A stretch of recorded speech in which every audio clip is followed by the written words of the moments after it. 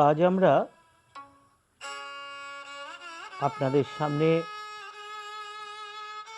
যে মহাপুরুষের কথা নিয়ে আলোচনা করতে যাচ্ছি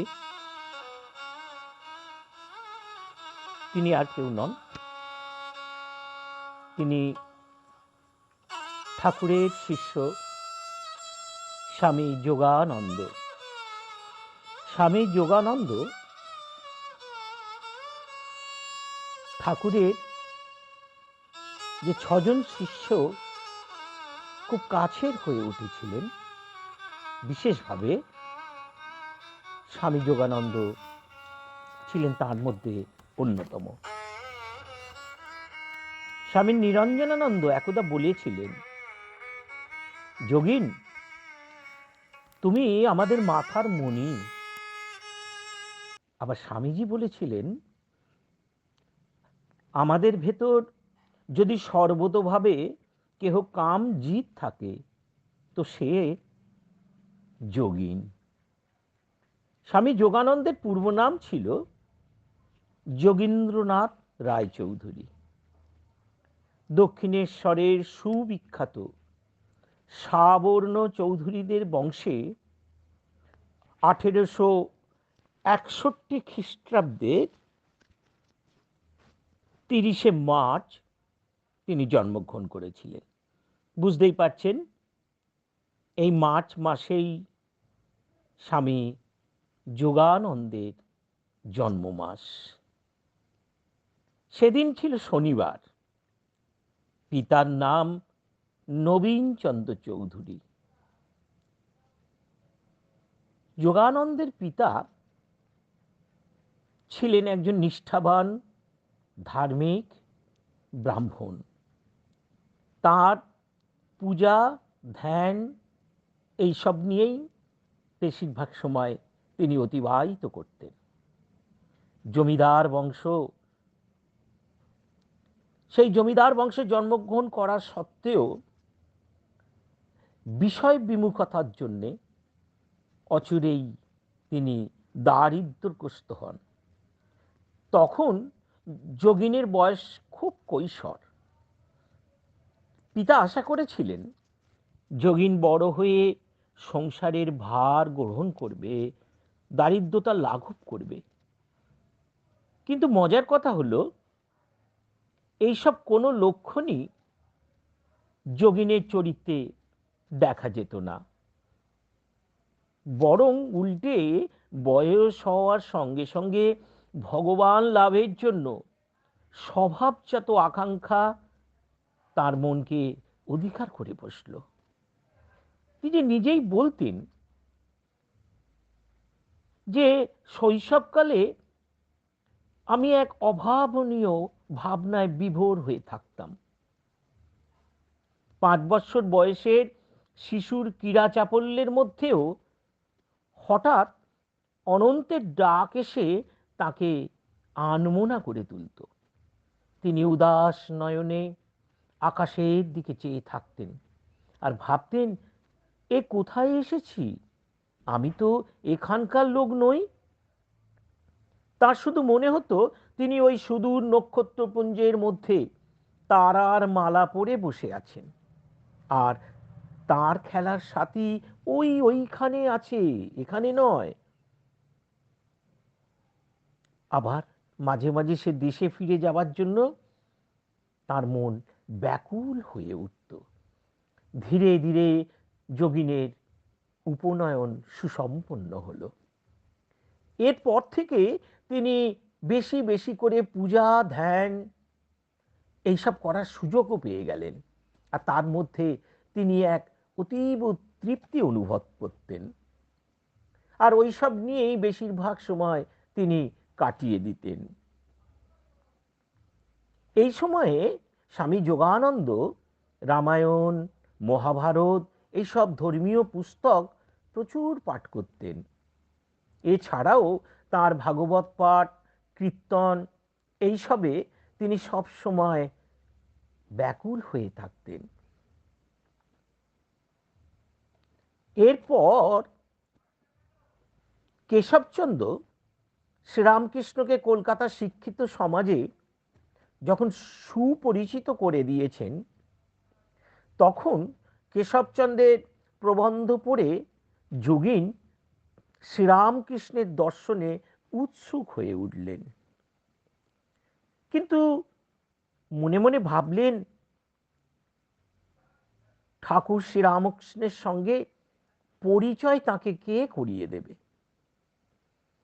এমন সময় একদিন কালীবাড়ির উদ্যানে ভ্রমণ করতে করতে তার একটি ফুল পাবার আকাঙ্ক্ষা হলো।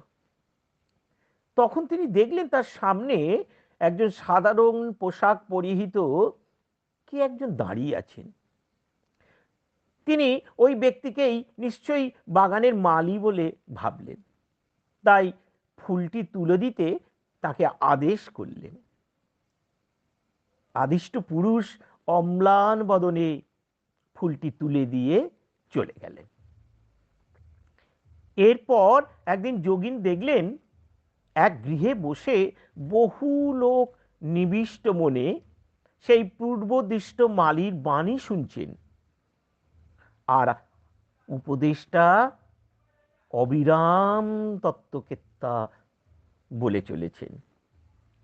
এতে তিনি যুগপৎ বিস্ময় ও লজ্জায় অভিভূত হয়ে গেলেন, কারণ তার বুঝতে বাকি রইল না যে দক্ষিণেশ্বরের লোকেরা যাকে ওই পাগলা বামুন বলে, আর কেশবচন্দ্র যাকে পরমহংস শ্রীরামকৃষ্ণ বলে প্রচার করেন, এই ব্যক্তি তিনি। স্বাভাবিকভাবেই তার মনে প্রশ্ন উঠল, আচ্ছা, উনি যদি পাগল হন তবে এত লোক কেন? এই উৎসুক জাগরিত হওয়ার কি প্রসঙ্গ হইতে জানার জন্য তিনি আরো এগিয়ে গেলেন। এগিয়ে যেতে যেতে যেতে একবারে দরজার পাশে গিয়ে দাঁড়ালেন। চুপচাপ মৌন বিস্ময়ে কাষ্ঠবৎ হয়ে সেখানে দাঁড়িয়ে ঠাকুরের কথা শুনতে লাগলেন। ঠাকুর তখন একজনকে আদেশ করলেন, এই বাইরে যারা আছে তাদেরকে ভেতরে নিয়ে এসো। বাইরে তখন প্রকৃতপক্ষে যোগিন ছাড়া আর কেউ ছিল না, তাই যোগিন আহুত হইয়া তিনি ভিতরে এসে বসলেন। প্রসঙ্গক্রমে দুরাগত যেসব ভক্তরা সেদিন ছিল,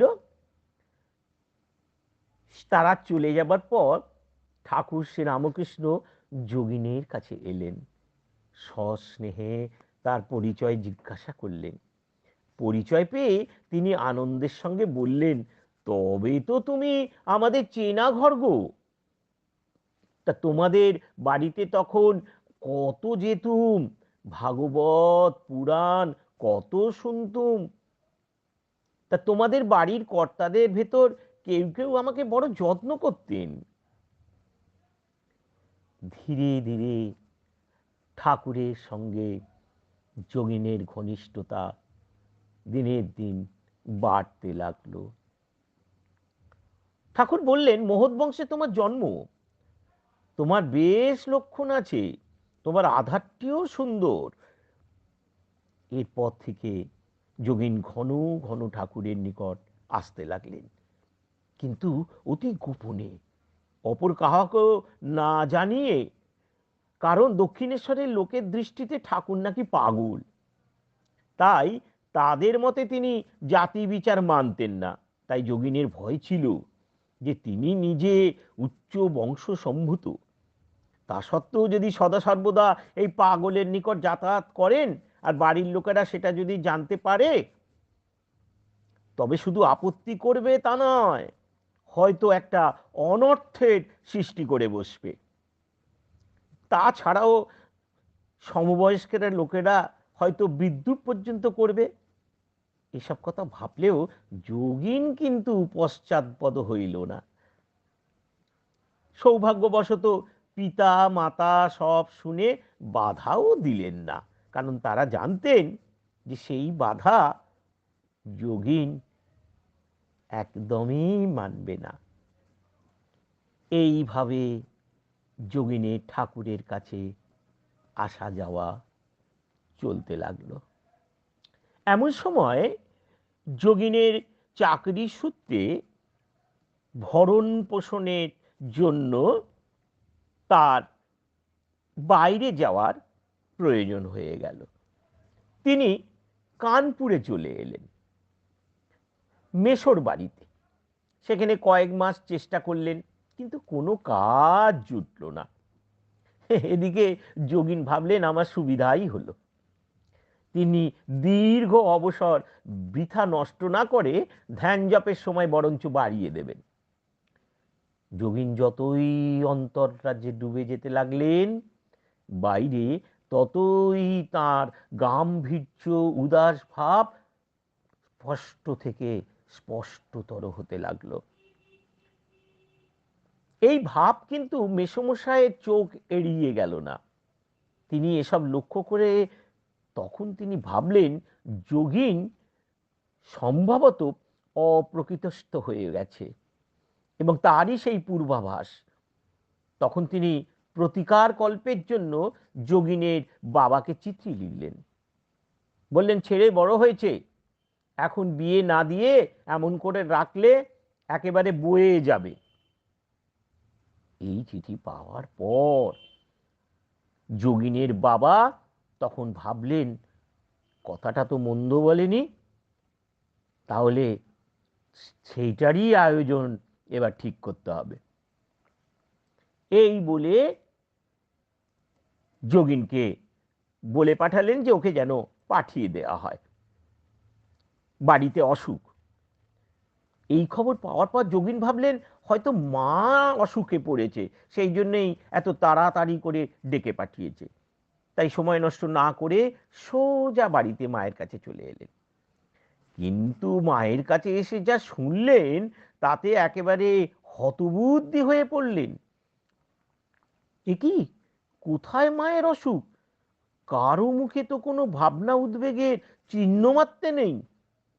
তাহলে কেউ কিছু না বললেও তার বুঝতে বাকি রইল না যে এই সমস্ত তাকে কেন্দ্র করেই চলছে। আরো জানতে পারলেন তার বিবাহ আসন্ন, আর মাত্র 2 দিন বাকি আছে।